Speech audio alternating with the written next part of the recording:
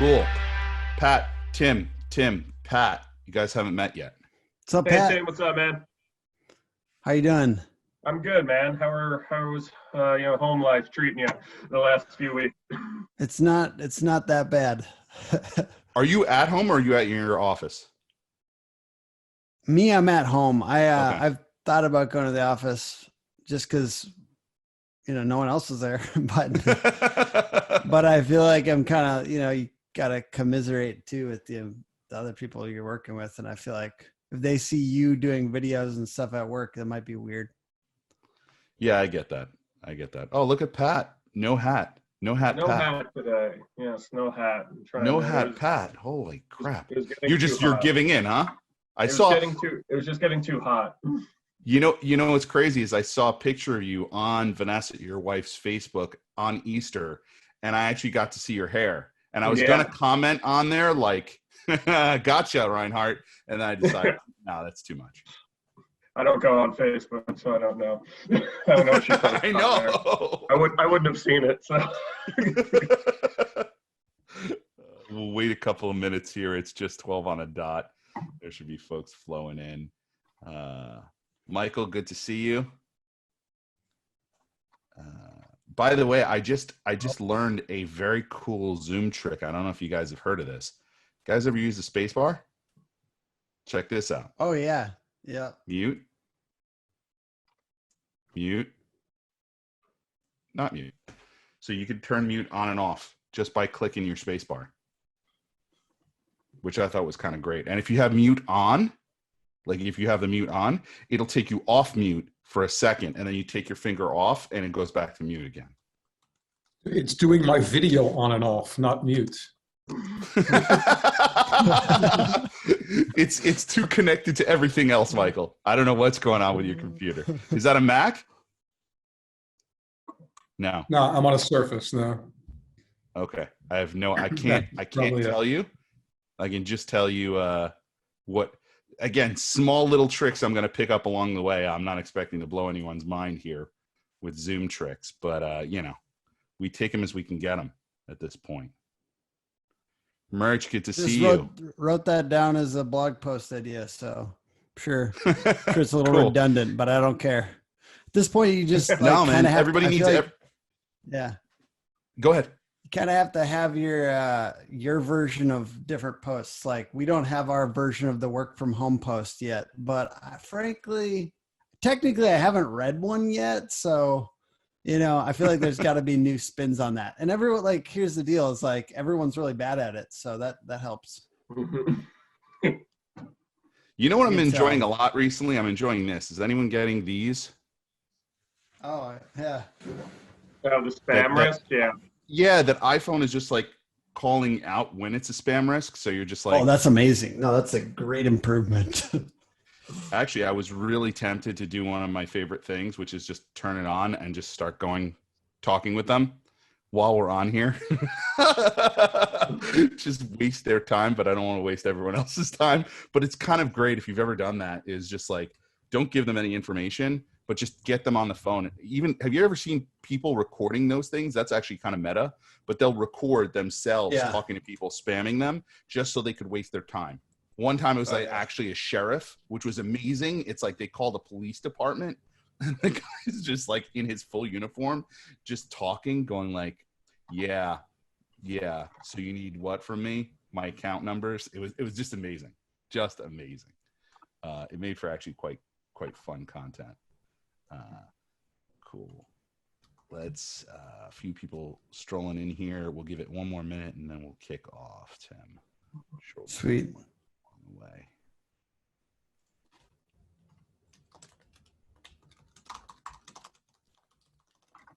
It is a dreary day here in New York. Holy crap. Seriously. I haven't heard this wind yet though. Knock on wood. It's howling. Are you guys on Long getting Island pounded? right now. You guys are getting pounded? We're not. Yeah, it's really bad out here.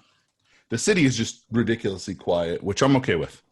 I told you I was rooting for bad weather, but I wasn't rooting for weather that kills people. I mean, people died in the South because of this. I think 18 people because there were tornadoes and crazy stuff. There's also no way to social distance during a tornado. You just go wherever the heck you can get away from it. So Unfortunately, I guess life continues that way, right? So, Mm-hmm. but it is a dreary Monday. It is Hard to very, get very up this dreary. morning. Hard to get up this morning. All right, you know what? Let's do this. Let's do this. So, All right. hey guys, thanks so much for joining us for Search from Home. I'm Stefan Bajayo, your host, along with my co-host, who happens to be this way in my Brady Bunch box. Mm-hmm. You're that way again. Okay. He's pointing back at me this way. Patrick Reinhardt, and today's special guest is Tim Brown from Hook Agency. He is the CEO and founder of Hook, an agency based in Minneapolis, Minnesota, and has some great insights for us today. I'm really excited to have him here. If you haven't followed Tim, especially on LinkedIn, he's making some great content, sharing it often, not scared to share other people's content, and really become an influencer in his own right, the right way, as I see it. Not saying it's all my ideas, I've got all the answers, but he sure does have a lot of answers, and I love the stuff he's been doing. So I wanted to invite him on the show today to talk through some of that, talk a little bit about what it's like running an agency in a small agency or mid-sized agency in the Midwest in the middle of COVID. So not in the epicenter of New York, but yet still affected. As well as all the other aspects of what you're doing right now. So Tim, if you don't mind, give us a little intro on you and your background and how you became the owner of this company, and let's get into it. So I went to school for web design and development, and I needed to get found with my own little freelancing outfit in Minneapolis. And so I really started to get into search about 8-9 years ago, and figured out how to get some business from Google. And that kind of kicked off the interest there. I worked at another agency in town and became the marketing director, and really realized, I guess I could make a lot of business happen with Google.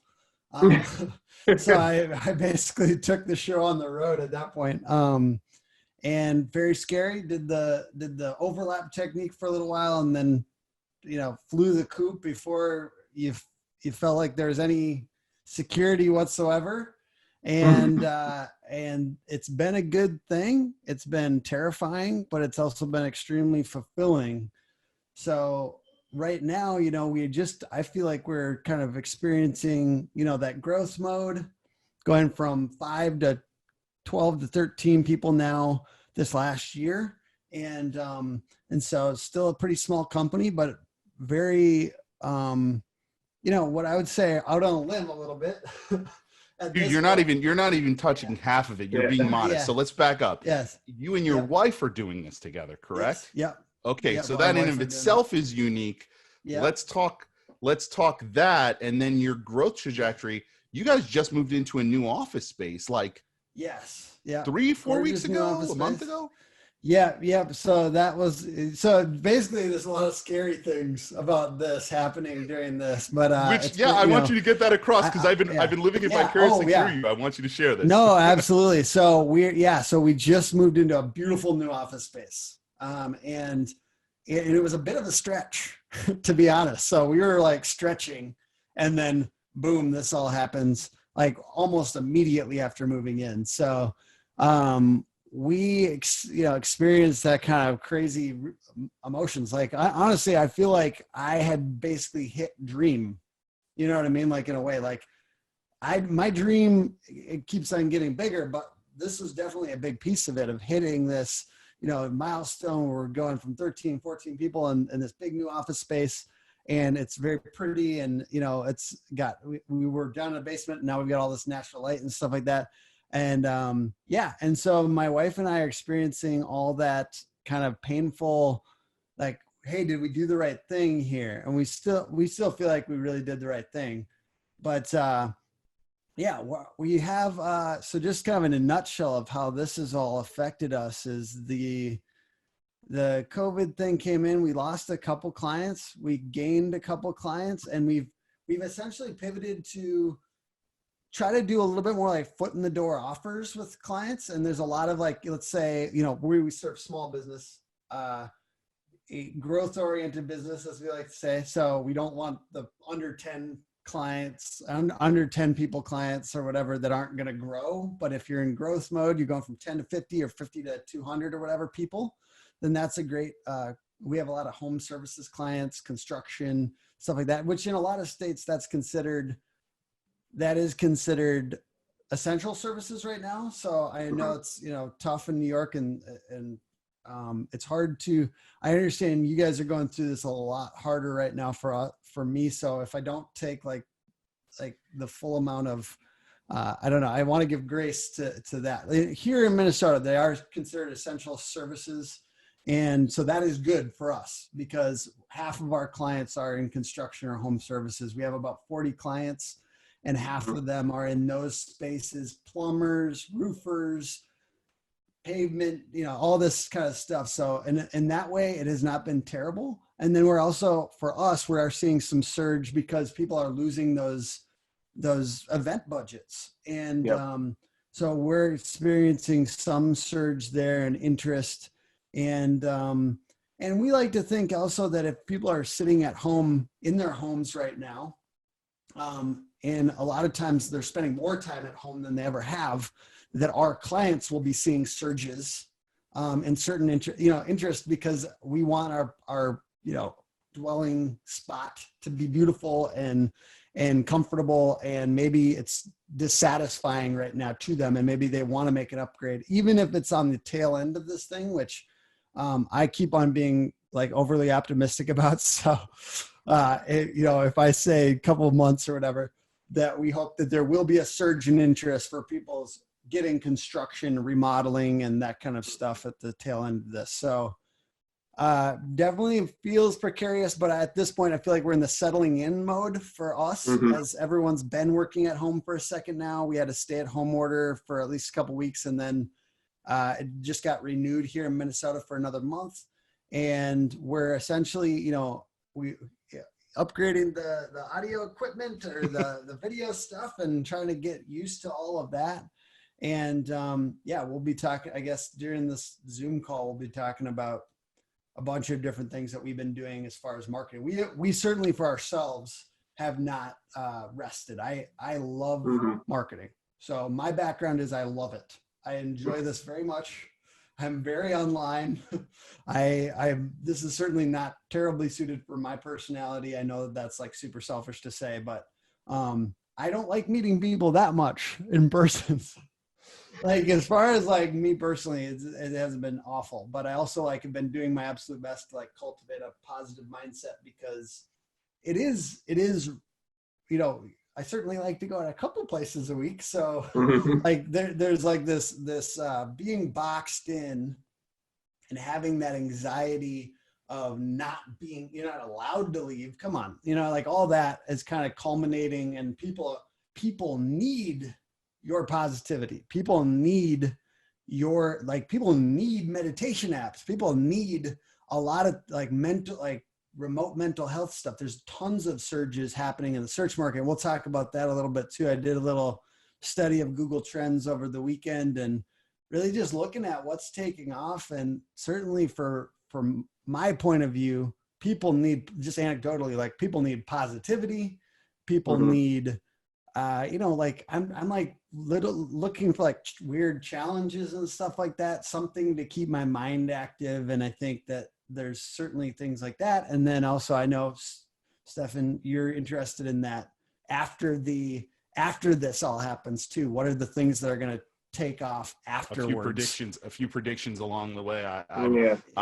It's funny, as much as this daily show for us is going to be a record for our ancestors of the let's call it the daily movement towards my insanity.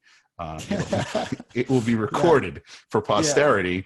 But nonetheless, I think there's a lot of opportunities to put flags in the ground and say, this is what I think is going to happen, and see if they end up being right or wrong. Like, I just got confirmation. Rand confirmed my theory on desktop on Friday, that I said desktop searches were going to surge because I just don't think this is as important right now. This was important when I was outside of my apartment. It's not as important when I'm in my apartment.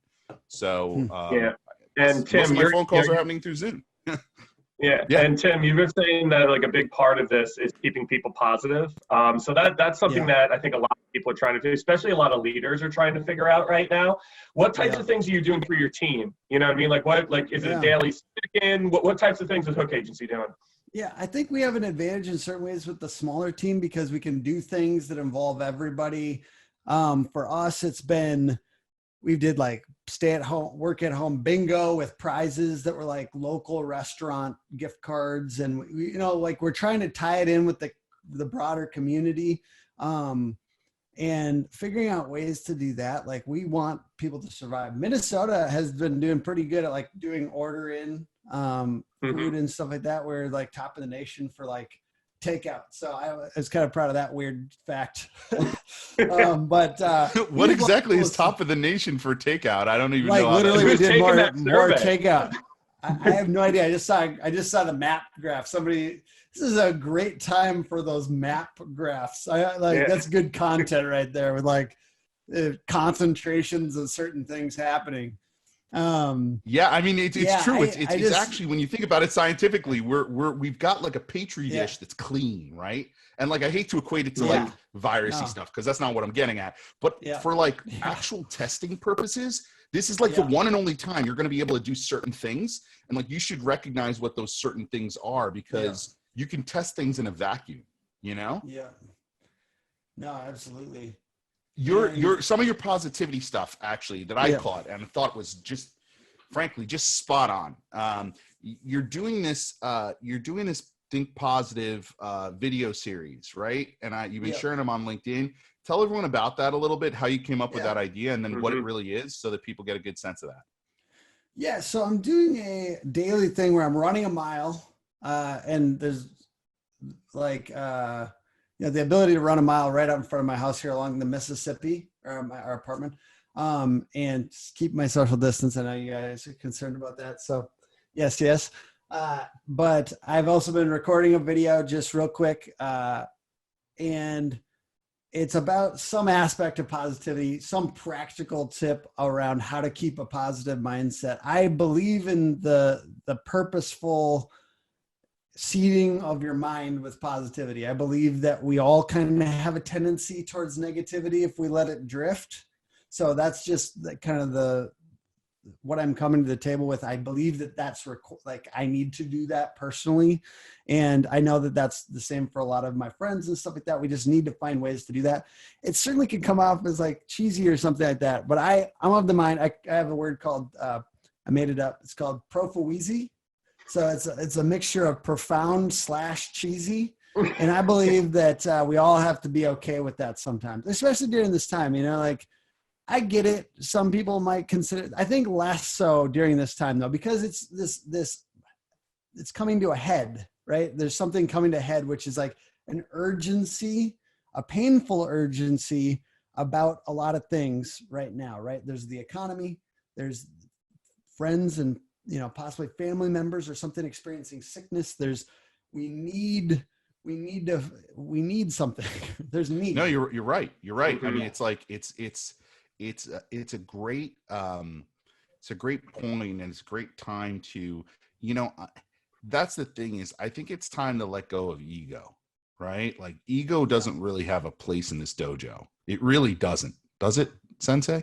No. But no. If anyone didn't catch the little reference there to one of my favorite movies, but it really is about finding ways to incorporate something valuable to others. There's no expectation in your case. Yeah, I mean, you brand it, but it's not like meant to be like, hey, come work with Hook because we're the ones who are super positive. It's there's no real business development results. That's like no, nor should there be. I mean, that's not That's not why you're doing it. You're doing it from a genuine place of trying to help, right?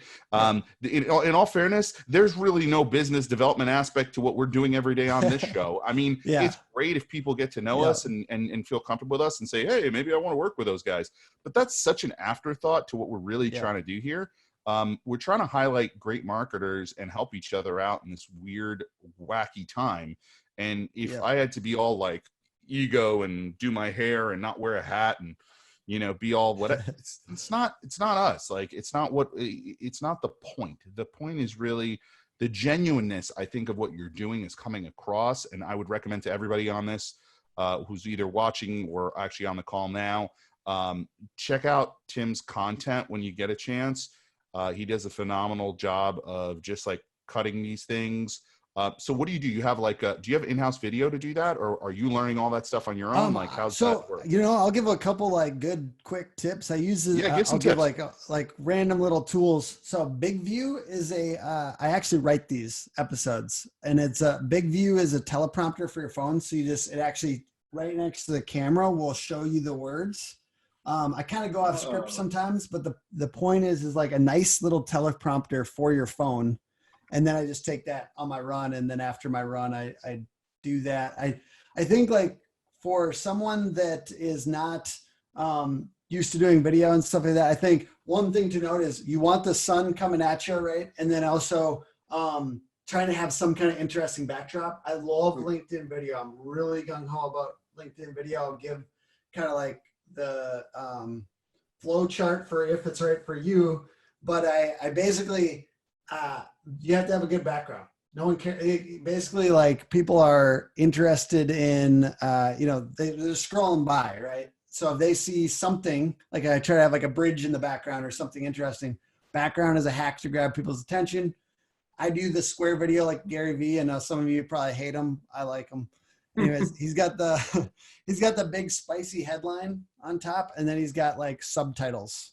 So like, and for me, that's one of Gary Vee's, the best points about Gary Vee is he talks about empathy. And to me, that has very real world implications for your marketing. Like in a way that it came to a head to me when I started to do subtitles on my videos and doing that spicy title, because I scroll by everything because I have no time and you have no time, and maybe you have more time now. But we usually have no time, right? Bro, less. Putting on this show takes a lot of time. I didn't think that. I'm like, how hard can it be? Yeah, you have to book guests. You have to do harder. You got to do social. You got to. Oh my God, yeah. It's good for it's good to challenge yourself during this time, right? Like, and so, anyways, the empathy with the subtitles and the spicy thing. Like I say, spicy thing because I assume no one cares about my stuff. I go into everything with this mindset of no one gives a fuck about me. No one gives a fuck about me whatsoever. Like that's what I go. Like I'm not a celebrity. Like I'm. And now we have the title of the episode. Yes. No one gives a fuck about you. Be useful to them, right? So, and that has been very helpful because I try to solve some small problem during every video that I do. And those titles at the top, I just like, if they're scrolling by or something, they see that one tip. And frankly, so somebody asked me, LinkedIn views, for instance, video views on LinkedIn. If somebody knows, throw it in the chat. But basically, like, does it count after like 3 seconds or like 5 seconds? Or what does a LinkedIn view count as? Because it says I've got a lot of views on my LinkedIn videos, like 1,000 views of that. That's a lot for me. 1,000 views of video. And so that's good enough for me. But also if people are just scrolling by, I'm just going to go self-interest for the long term, like before and after COVID. Like what I want is my smile. I want my brand, and I want one little tip that maybe they can take home. You know what I mean? That maybe they can use. Yep. It's not about them watching every second of those videos. They don't have to. But you make them bite-sized, Tim. You're not over. Yeah. I think those things are you average 30 seconds to a minute max, maybe a minute 30 at the longest, which I think is bite-sized enough. I'll add to your LinkedIn point because I'm a huge LinkedIn fan, and that's where I do most of my social promotion anyway. So if you're posting on LinkedIn, you do not want to do a YouTube video posted to LinkedIn. LinkedIn favors native video. So if you upload to LinkedIn, that video will be promoted by LinkedIn in feeds a lot better than posting it somewhere else. Doesn't mean you can't post the video somewhere else afterwards. Just means much like content on LinkedIn, LinkedIn loves LinkedIn, right? And it wants to keep you on LinkedIn as much as possible. So anything with a link out, unfortunately, is never going to get the same traction, even if it's a video. They Exactly. also don't do a good job of giving us counts. stats, to your point. There's no like, hey, video stats, here's your video editor. Like if LinkedIn's listening, hey guys, if you want us to use your video better, like give us more tools as marketers, because it'll help sell They just gave us thumbnails. So that was new, like as of like a week ago. Yeah. I mean, but it's pretty, I mean, it's pretty apparent, you know what I mean? Like when you either post a video or you post a link out, you use hashtags, you don't use hashtags, or then you just, you know, like, because it's funny from an engagement standpoint, video works really well. We know that images works well, right? So every time I put something out for 30/30, I always put an image now, because for the first couple of years, I just put out words with the link to the register, and it got okay views. But then I started putting imagery in there, and it got like twice as much, which was crazy. Yeah. Then when we would do our promo videos, which were what are they, like 30 seconds, Stefan, usually, that would get like triple the views. And then like if I did put out something like, let's say it's something, you know, semi-inspirational, just telling a story, things like that, depending on what you want to do. Those always did the best because it's in long form. Whether or not that was me saying something or me saying something, you know, like inflammatory, you know, about link building, you know, that which was probably my top post, which is hysterical. You know, but for or against. That was the post. That was literally the post. That was the post. It was the post. It was what were you for or against it? And I was just saying that a lot of time, and we don't have to spend time on this, but a lot of time. Oh, I want to talk about it.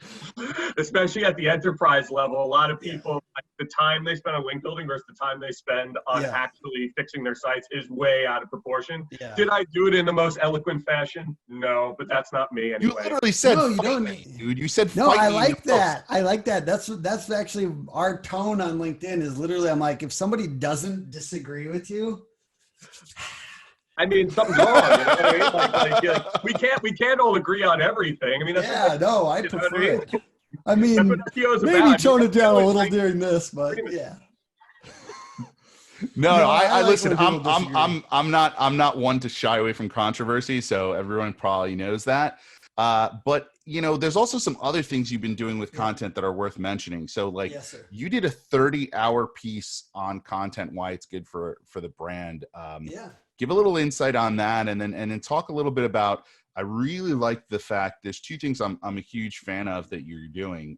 So I'm kind of hitting you with a bunch for once. So I'm sorry. Go for it. I'll choose one. Stagger them out later. But like one, I think your use of images and like getting an actual like illustrator involved in some of your content made it like super unique. Which was your piece about persuasive content. And then also on your website, on Hook's website. So if you guys haven't checked out Hook Agency, I know you've been getting a lot of traffic. Hopefully this will add a little bit more to that.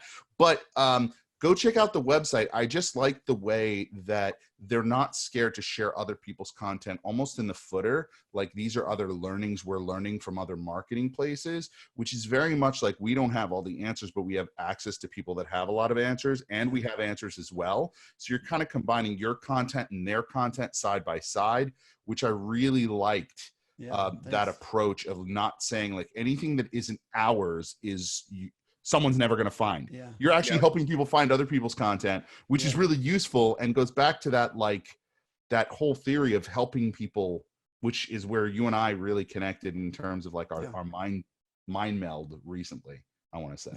So talk about the 30 hours piece of content. Okay. So we did 3 guides. One was about lead generation. One was about video for sales. And one was about persuasive web design. And all 3 of them, we did like a really heavy like illustration process. And we not only did that, but we also did a whole, like, I don't know if any of you guys are into StoryBrand, but we did StoryBrand. We actually basically storyboarded out a whole like adventure for each of them. So if you want to see one of these, check out hookagency.com/video is the one that we did for video for sales. But basically 30 hours a piece. So really I got challenged one time. I saw Brian Dean talking about his, he does these giant like huge posts, and somebody asked him in the comments or something like, how long did you spend on this? And he's like, So every piece at least is 30 hours. And I was like, holy shit. That's a lot of time. 30 hours on one piece of content. And I said, hey, we've got time.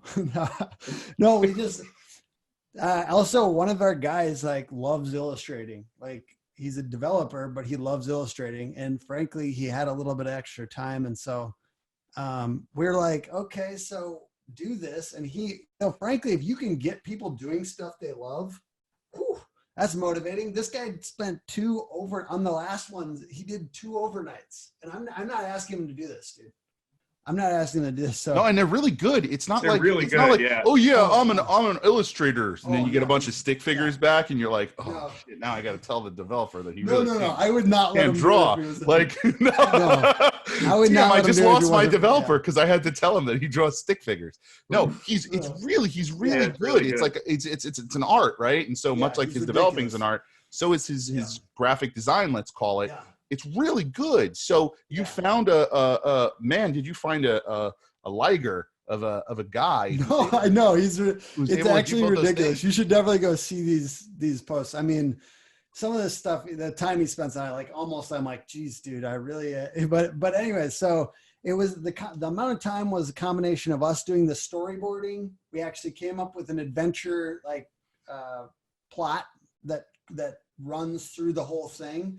And then also, StoryBrand is really good in that you make the audience the hero, the person. So you identify your ideal customer, you make them the hero. So we did this all for every step of it. And it's like, how did they experience that pain? Who's the adversary, right? Who's the adversary of the story?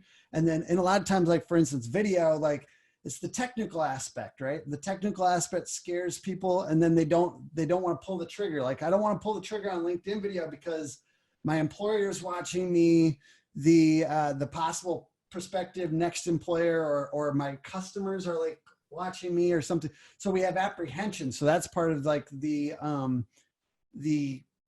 proverbial enemy or whatever. So how do we help them get over that?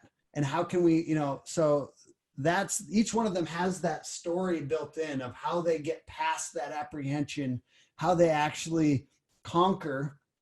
And then you really have to outline 2 things in StoryBrand. It says, one is outline what the ideal future is. So you outline, on the video one, we outlined an ideal future. I'll share it with you in 1 second. But the other thing is you need to outline what it looks like if you don't do it. And for video, Opportunity cost. Got it. yeah. What if you don't do it? If you don't do it, well, the attention goes everywhere else besides you, buddy. Because there's a great book called The Attention Merchants that talks about we're competing with everything. You're competing with coronavirus news. You're competing with Donald Trump tweets. You're competing with Kylie Jenner commercials. You know what I mean? You're competing with everything, and attention is super scarce, right? And then so you're going to lose it by 2025 because you didn't do video. Right? That's the painful future that we're looking at. If you just stick to text content, or if you think you don't have to learn this, ouch. And then the positive future is, hey, you're going to figure this out. It's going to be beautiful because you're going to get over that apprehension. You're going to get into video hard. You're going to push through. You're going to be one of the people that takes that lead. And then you're going to live in a future where you get to collaborate with other influencers, micro influencers, people on video stuff. And I outlined that future in that guide, and look, I'm getting to do it. No, Yes. I mean, dude, that's here. So now I'm going to get stupid meta on this. Yeah. You are making this great content, but right now you just told a whole bunch of marketers, myself included, a bunch of stuff around story marketing that I've never heard. Like and not only that, but you just piqued my interest. So now I know we don't have like a MozCon or C3 in the same way or one of these things, but here it is, man. Like your deck, so to speak, or maybe it's another piece of content, notes, by the way. is about how to write this stuff, how to put his stuff together, teach the other marketers how to do that, and also flip it so it's still good for your business. And this is just my thought. Again, I'm just rattling. Flip it so that your clients can go, holy crap, that's what they could do for me. Yeah. Which would be very interesting, right? So now you're getting very like, but the reality is they're not marketers, right? The people at these construction companies or the people at these home service companies, they're not marketers. They're using you guys for the marketing, and they'll come to the experts. I think if you can even show your process, because a lot of times people are scared, and you know, I know we can't raise our hands, but I guess you can thumb up on your little chats in case, guys, if you're scared to give it away. Like, if you think that giving away the answers to what you do, somehow this magic formula, by giving it out to the rest of the world, means someone else will do it better than you, and therefore you won't be so special anymore. I don't know if that's just ego talking from my side, but I know that's been something I've had to fight against in the past. And Will Reynolds, who we're both friends with, specifically pushed me to say, hey, you know what? Give it all up. Give it all out there. If you're as good as you think you might be, or if you're really smart, you're going to come up with new shit, right? Yeah. So you don't have to feel like, oh, this is my little secret formula and no one else can have it. You should be doing the complete opposite, which is giving it away, talking about how you give it away. Hell, Will talks about how he does stuff with Power BI, and even says in his presentations at conferences, 99.9% of you will not do any of this. And he's right. People don't do it because they are lazy or whatever. You, however, are not lazy. You've gone ahead and built these things, which I think are really unique and cool. I think they have a very good draw to them. And it turns out it's doing really well for you, right? I mean, in terms of traffic and stuff. Tell us about absolutely, that. Yeah. So, we've been able to, we just got our highest traffic week of all time this past week, which was 20,000 visitors, which for a small agency is pretty cool. It's freaking awesome. And I don't know, I think Google's algorithm is having a little kind of crazy time right now. I like to imagine that there's guys back there that are like tweaking the knobs. That's what I like to think. That's definitely a very expert SEO opinion. There's guys back there tweaking the knobs. They're at home, dude, and there's a guy with his head on the and he drooled on like one of the keys, and that made exactly. That's why I don't think it's all like, we have been doing a lot of coronavirus related content, like, you know, for our niche, like how you can market during this and stuff like that. But I do think that there's something related to, I don't know, something's happening in the algorithm. Very, very good opinion. You know, I think that the other things that work for us, there's a lot of really good things that are working on our site. Like we review, we curate reviews, we do versus posts, we do listicles, we do stats posts, statistics. I love statistics and original studies. Whew, that's good stuff. How do you do them? So give us a little, you just listed off 4 or 5 really great things. Yeah. I know Merch's brain is kind of like going on. I can see the fumes. Yeah. Thinking his wheels, his mental wheels are grinding. I curate other people's statistics as well as try to do our own like surveys and stuff like that. So that's probably I love surveys, and then like statistics from those surveys, and then curating other people's statistics, doing niche posts, like for instance, manufacturing marketing statistics for us, like gets links regularly, like not for the direct audience, but I believe in statistics and original data, and even just making other people's data into graphs, like images, for the pure purpose of just getting natural links coming to you. Like I love statistics and those kind of posts. There's a lot of ways to get them, and I don't think I'm an expert in like rolling out original studies, like just Google surveys and stuff like that. I find them, I think versus is a newer thing for us, like trying to do more versus posts. So give an example of a versus guest post. Post services. Like I know this is going to make Patrick's just head spin around for a second, but we did one time, we did 100 guests. We bought 100 guest posts. Patrick, sorry, close your ears. I gotta go. and that's the show. And then we figured out what ones had the best metrics and for what price. And then so we did a big versus post against a couple of our favorites, like Authority Builders, No BS. I like Authority Builders. I like No BS. I like Outreach Mama. So for those of you who don't hate me for talking about guest posting, and that versus post has done really well. We rank for those companies' names.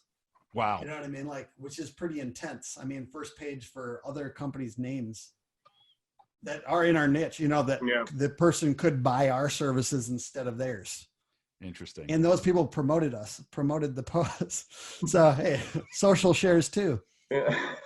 I mean, listen, you're playing around. It's all good. Yeah. This is about testing. Yeah, you It's gotta not. experiment with I don't stuff. think you have malice in your heart in the way that you're trying to do it. So I'm not gonna ding you for it. You know, because I have the ability to just. Frankly, I'd like it if you disagree. I like it when people disagree with me. So we're small business. So a lot of these people have no links when they get to us. No, none. So like it's different than enterprise in a lot of ways. So I mean that's when it makes sense though. You know what I mean? You know, it's link building. From saying if someone just built a site, you're a small construction company, you're a small publisher, whatever, what have you. You know, that's when you have to do it. You really can't avoid it at that point. So I hear you on that one. It really, for your niche, it's one of those necessary evils. You don't have to agree with me. You can disagree. No. Trust me, he will. I didn't say I agreed with the guest posting stuff. I just agreed with the fact that links were important. You have to do link building, of some type, shape, or form. So the other piece that's been kind of a big shift for me in the past 6 months, not necessarily in the last couple from COVID or anything like that, has just been looking beyond Google. So I am frustrated with Google's algorithm shifts. They bother me. And you and every other SEO, me and every other SEO is along the ride too, man. Yo, but did you guys read? Did you guys see the Webmaster Central blog giving examples of why SEO is important? Did you guys see crazy, that? Right? That was last week. We'll make sure to share that in the LinkedIn group. I'll get it. Barry Schwartz actually just put something up about it. But I got the original from Google. Google actually says like, hey, SEO is important, blah, blah, blah. I'm like, whoa, hold on a second. This is basically you guys saying that we're super important to you. I mean, I don't say it that way, but like, why are they looking to bail us out during this time?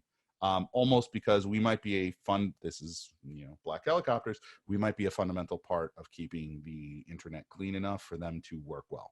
Yeah. I like that. Especially if you're doing broken link building. Maybe that's one that Patrick will accept. Link reclamation is fair, I believe. Reclamation's fine if you have the time. If you have the time, exactly. Hey. I wouldn't go wasting all of your time on it, but yeah. No, I just actually dropped the. It's called Showcasing the Value of SEO. It's actually a really great read, and I think it's one of those things like over the years that Google has.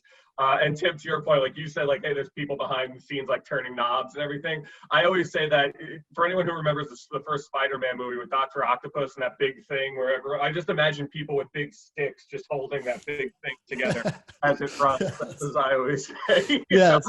But it's really cool that Google has, given a lot more love to SEO, especially in the last like 3 years, I would say. But in recent time, I mean, really, ever since Danny Sullivan came over, Gary Isles, and John Mueller have been very outward to the community. It's not so much this battle anymore. But the funny thing is, I don't know if it ever really was a battle or it was a one-sided battle that we thought that they were probably like just not paying attention to us because they were just trying to get the algorithm into a better place. But they've been a lot better at giving love to the SEO community over the last few years. Yeah, but Tim's point was actually. Getting frustrated with the algorithm, which is completely so I hate fair, the algorithm. Right? Oh yeah, sorry, we went off. The algorithm. But I was just surprised that they gave us a thumbs up. So we'll take any cred, and I don't mean us. I mean SEOs. We'll take any cred while we can, because damn it if we don't get it in our companies. So. No, exactly. I was just gonna say like, hey, I've found creative ways to get traffic besides that. I mean, I always come at this with like a really small business, scrappy mindset. So my mindset is like. I love that I was able to build a business through Google traffic, partly heavy duty, big piece of it was through Google traffic. I was not one of those people that came in, like we have agencies in town that are awesome, really cool enterprise agencies, whatever. They came in, they had all the connections in the world. They used to work at Target. They were, they had this well-networked, well-connected thing. I was the equivalent of American Dream for SEO, which is I didn't have any of those connections, none. I didn't have connections, but I was able to make business happen because I ranked highly on Google for a couple of weird terms like that you probably wouldn't care about, like Minneapolis web design, but I grew a business from that. Yeah. I grew a whole business. And so like I go into this looking at it and I say, people can grow businesses from this. We have clients that are roofing companies that their whole business is built on this instead of door knocking, which matters right now during coronavirus, because you're not going and knocking at anyone's door and no one's answering. Yeah. So our client is doing well where their competitor is not, because we help them rank for these terms. So like, I believe that this stuff matters and I like it and I feel it, but at the same time, the big wild shifts in the algorithm bother me. It seems weird because you've incentivized certain things through your algorithm and then you just take them away, or, those kind of things. And also I spend a lot of time creating content. And I guess sometimes I've thought about that content as certain service to the algorithm, bowing down, right? Like I'm sitting here bowing down to this algorithm and the algorithm just turns around and slaps me in the face, right? Do you bring like a cup of rum for Joe Boo? And, exactly. And bring your please. You bring your offering. Screw you, Joe Boo. I do it myself. Yes, I do it myself. I go get traffic from LinkedIn. Yes. So serving a different God now, so LinkedIn and other ways to do that. And like, by the way, I mean, being involved with other people that influence and know and can drive traffic to it. So involving other influencers, micro influencers. And one thing I was going to say, sometimes micro influencers are better than macro influencers, because macro influencers don't share shit because their audience is so sacred to them. And micro influencers share a lot. So like I've actually, with these giant guides, every single one has had a lot of things built into them. I had original data, I had influencers, including big ones and small ones. I had 2 separate sections with influencers. One was with a bunch of big influencers. Like we've had Seth Godin contribute and Grant Cardone contribute and different people contribute. They don't share shit though. Like I said, like they contribute their 3 sentences, but then they're gone. And they're, they don't share your guides. So like I've collaborated with a lot of local people and people that are actually willing to share to our audience. And sometimes we think of our audience as local, and sometimes it's easier to start a fire when you have the things closer together and people have more points of contact with you. So LinkedIn has been a big piece of that traffic. Like our traffic was not the highest ever from Google this past week. It was just the highest ever overall. So that means like we are down 10% from our highest ever from Google, but we're actually up 1,000 users overall because of all the other traffic that we've gotten from social. And yes, we do paid. Like I said, just the scrappiness. We're not heavy on paid. We like those long, slow systems where you can build value, and I guess I'm just really heavy on organic traffic. But I just wanted to share like that adventure of being pained by Google's algorithm and looking for other ways to find good deals and find good deals on attention, because it's not always Google. And I do think that part of our thing is long-term, it's video, long-term, it's other social channels where your ideal customer lives, and not always thinking of it just as business development. And that matters right now because it's also referrals. So I don't just want your interaction and our collaboration just because I don't want business development from most of the people on this and things like that, but I do want to collaborate with you. I do want to make content with you. And I do want to, I want to share each other's network a bit, because there is referrals to be had. And a lot of times it's not us. So we refer out so much business. Like you're saying, the content. Sorry, I'm kind of talking quick because I think I'm gonna lose my last couple minutes here. But I want to say, like, we've been doing a lot of things on our website related to user experience. Like you said, like we're including those resources from other places in hubs on our website. So we're getting better with user experience on our website and putting more resources in more places and using more ways that people could get to all the good content that we've spent a lot of time creating.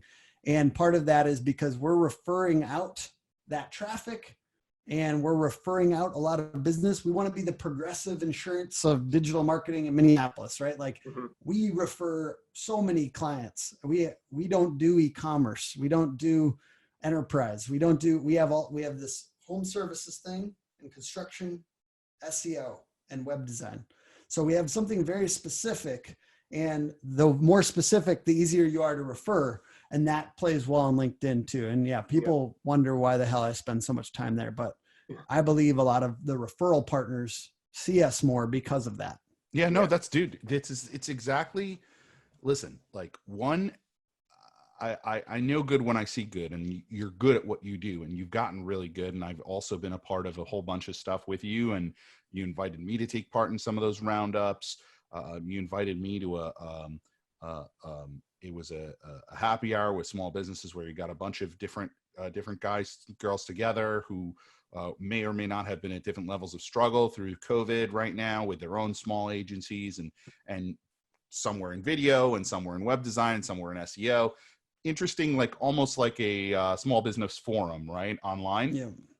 I had no business being there, but but nonetheless, hopefully helped a few people and was able to get you were super helpful, man. Thank you for that. No, I wasn't looking for the compliment, but I got a couple like other like sales coach people in there too that probably felt like a little out of place, but they were there to be the value providers for those small businesses. So yeah, you're part of the coach. I guess, but there's really good stuff I walked away from, and it's also really good because it gave me different perspective, right? Like, I may be dealing with the largest organizations, right? But at the same time, some of the core aspects of what we're talking about are 100% applicable. Like, it's unfair to think that, like, as you're talking, I'm thinking to myself, holy shit, this guy is sitting there creating 30 hours of content and taking other people's research and actually making it better and doing all this stuff, which is all very, very good.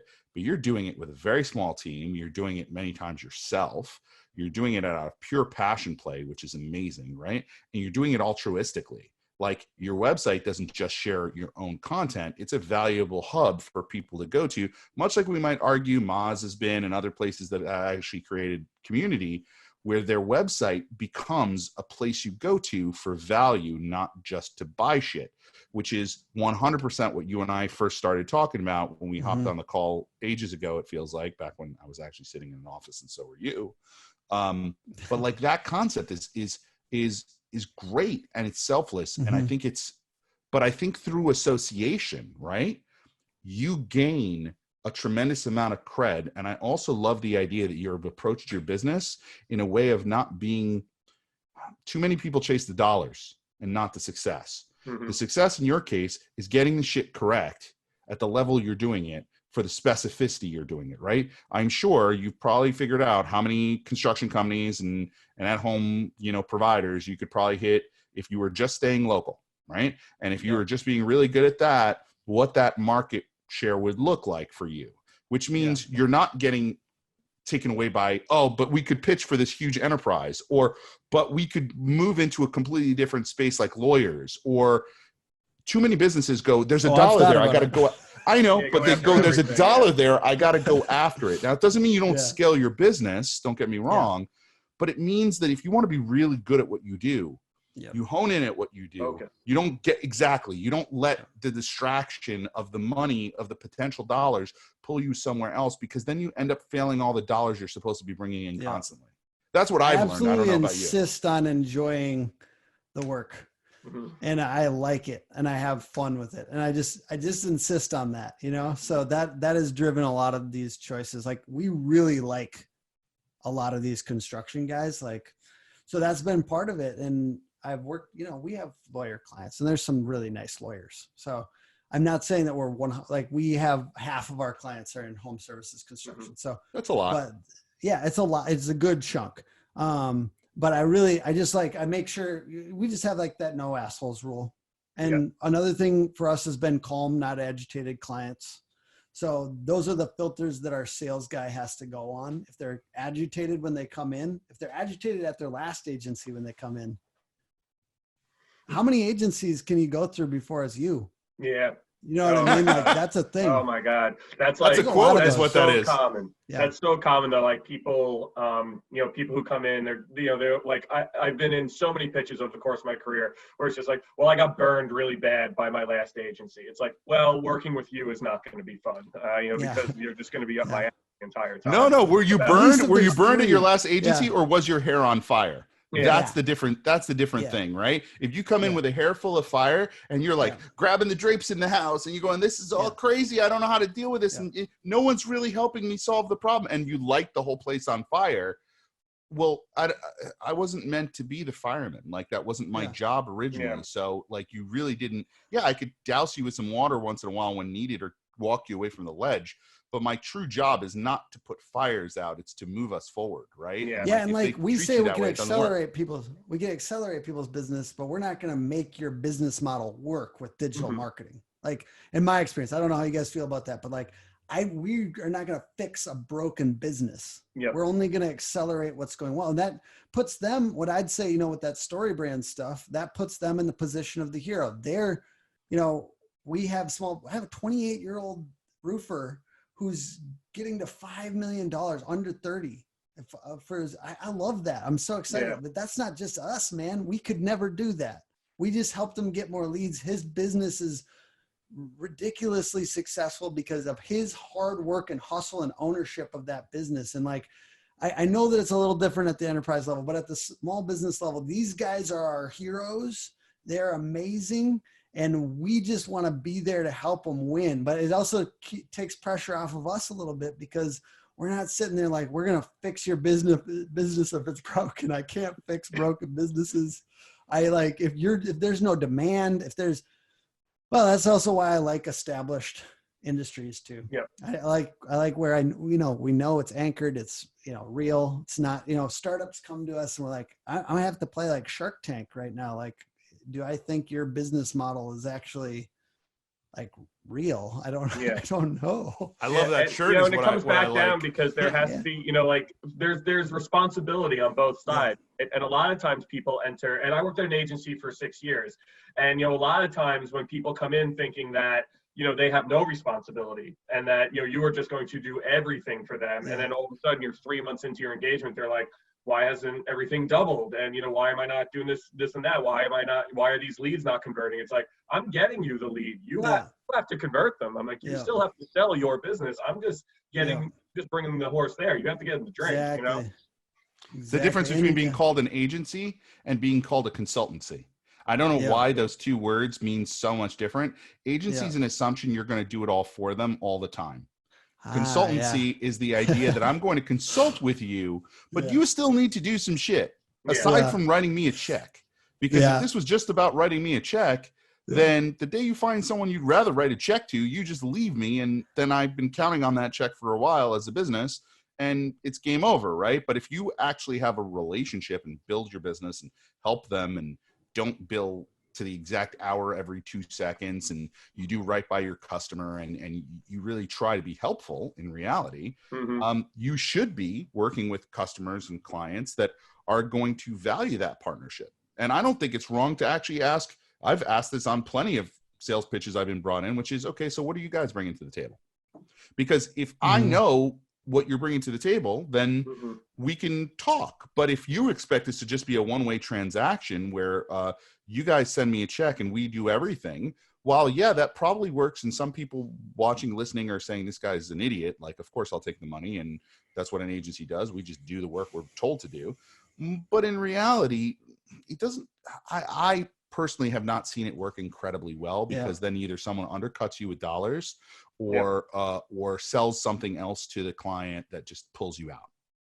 And that's not a relationship. That's not a partnership. That's not worth investing your time and effort and headspace into, because you can only take on so many clients before you need to go get more headcount and put more liability on your business, right? As an agency owner. So you take risk every time you take on another client.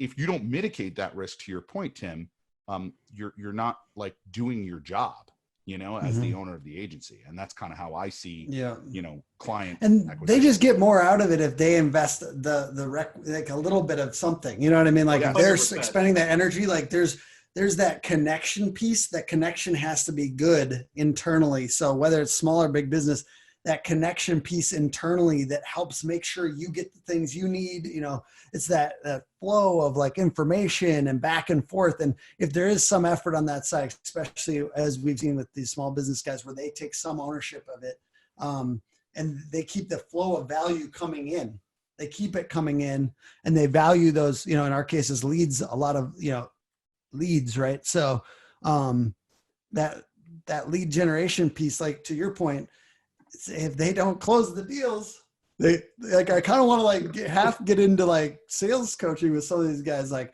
answer the phone, be nice. Yeah. You know, like do the thing, you know, have the conversations. Those, like, I want these people to be better at sales, basically. So that sales sometimes it's your sales process is broken, not your lead generation process is broken. Exactly. Judging that before you take on the client is actually a good thing to do, Tim. Like if you can judge that beforehand, and guess what? I've had people do this, and I know we're coming up on time here. I've had people do this. I've had people cold call, like fake cold call the client to just see what the process is like and how they're treated. And that's a great little tip. Like if you want to, if you're going to take on a client, have someone call them, see what the process is like. If they just ask them if you're allowed to record their phone calls. I use CallRail to get you know, conversions tracked, and if you say, hey, can we record your calls, I'll record it. And I'm like, listen to some really bad sales calls before, so then I just give them little tips on those. Yeah, because you can bring them all the leads in the world. If they keep dropping them, it's not going to have the true value it should. Listen, thank you so much, Tim, for joining us today. This was really enlightening in so many different ways. We covered so many different topics. This was awesome. Definitely want to have you back on, and want that shirt, buddy, because it's. Hey, Stefan, I got to get you a shirt. So, Stefan, just so everyone knows, Stefan made sure that he said you need to come up with a community motto, a people motto, and so this was kind of at your suggestion. And well, you guys did all the work. I just said you should have something that embodies your brand. No, and that is your brand, bro. It's awesome. I'll be honest, like it really did kind of bring our people together a little bit thinking about this. So thank you for your very free consulting with our small agency. Oh, dude, I will consult for free. Anyone who will listen to me, anyone who will actually pay attention to me, I'll take it. Trust me. Dude, we really appreciate it. I super appreciate your time, man. You've been phenomenal. Hopefully everyone's gotten as much out of this call as I have. Be sure to join us tomorrow and throughout the rest of the week. We've got a great lineup. I posted on LinkedIn. I'm going to post it on the LinkedIn group as well for all the guests we have. Who do we have tomorrow, Pat? Do you know off the top of your head? Tomorrow. Oh, yeah. It's Cara Buscagli from Talkwalker is going to be taking us through a partner of ours. She's going to be taking us through social listening data, how to use it to better a business, how to use it, especially in a time where MSV is missing on a lot of terms we need access to. So they've got some great data around COVID related, and some other stuff. Highly recommend you join us at 12 p.m. Eastern Standard tomorrow. Thank you all for joining us. As I always say, stay home, stay safe, stay with your loved ones, and stay with us on the next episode. Thanks, guys. Thanks, everyone. Thank you.